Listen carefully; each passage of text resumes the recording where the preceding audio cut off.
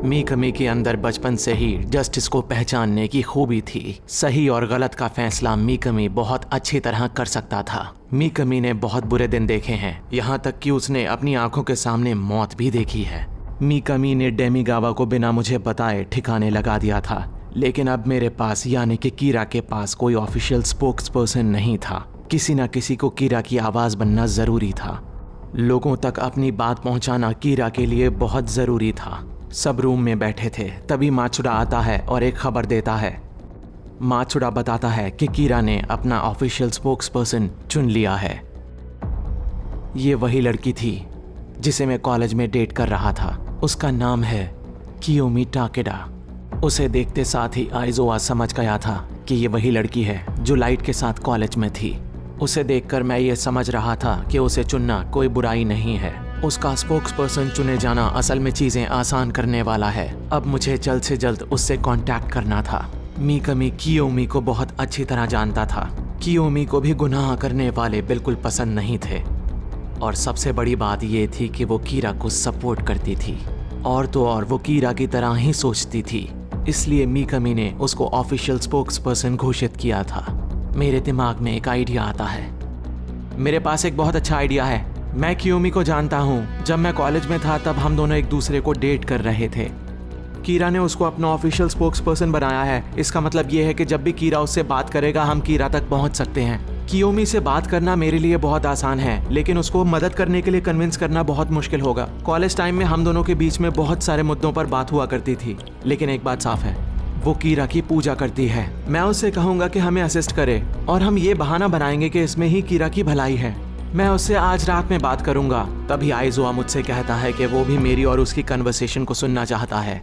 हाँ, क्यों नहीं। जब वो मुझे कीरा के बारे में बताएगी तो हो सकता है कि मैं कुछ चीज़ें भूल जाऊं। अगर वहाँ पर कोई और भी होगा तो चीज़ों को याद रखना आसान होगा। इसलिए मुझे आपके रहने से कोई परेशानी नहीं है। और मैं कियोमी को फ़ोन करता हूँ।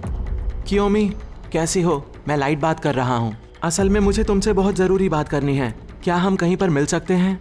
मैं उससे कहता हूँ कि हमें अकेले में मिलना होगा। असल में मुझे तुम्हारी मदद की बहुत ज़रूरत है। मेरी बात सुनो कियोमी। बात यह है कि मैं पुलिस के लिए काम कर रहा हूँ और हम दोनों एक दूसरे के बहुत काम आ सकते हैं। कियोमी मिलने के लिए तैयार हो जाती है। तुम्हारा बहुत बहुत शुक्रिया। मैं एक होटल का रूम बुक कर देता हूँ। होटल रूम का नाम सुनकर वो थोड़ा चौंक जाती है, क्योंकि वो मेरे और मीसा के बारे में सब कुछ जानती थी। वो असल में बात यह है कि जितना मैं समझता था मीसा उतनी इंटेलिजेंट नहीं है। मेलो ने मीसा के रूम में एक कैमरा और माइक लगा रखा था।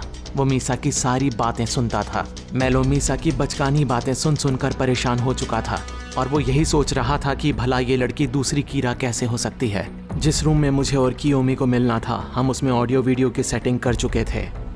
माचुड़ा हमें लाइव देख सकता था, और तय वक्त पर कियोमी उस रूम में आ जाती है। मैंने तुम्हें बहुत मिस किया। मुझे माफ़ करना, मैं कुछ ज़्यादा ही बोल गया। खड़ी क्यों हो? बैठो ना। सच कहूँ तो लग ही नहीं रहा कि हमें मिले अरसा हो चुका है। मैं उसे अपनी चिकनी चुपड़ी बातों में फंसा रहा था। हम बात कर ही रहे थे कि तभी कियोमी का फ़ोन बजता है। कीरा का फ़ोन था।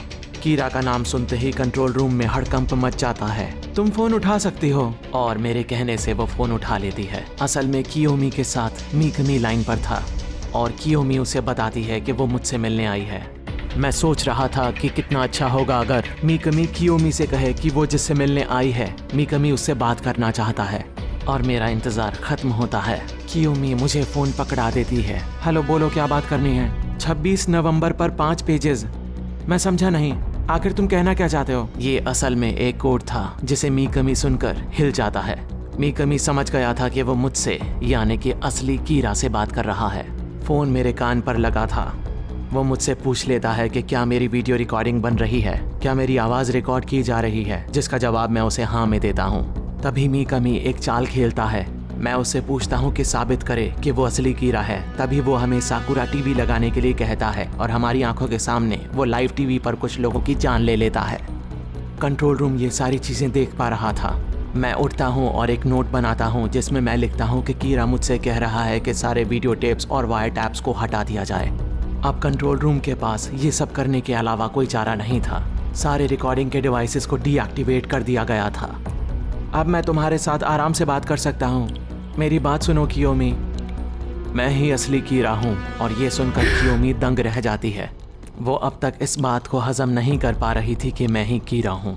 तुम कियोमी से नहीं पूछोगे कि मैं असल में कौन हूँ। मेरी असली आइडेंटिटी जानना तुम्हारे लिए जरूरी नहीं है। मीकमी मुझे भगवान मानता है और वो मेरी कोई भी बात कभी नहीं डालता।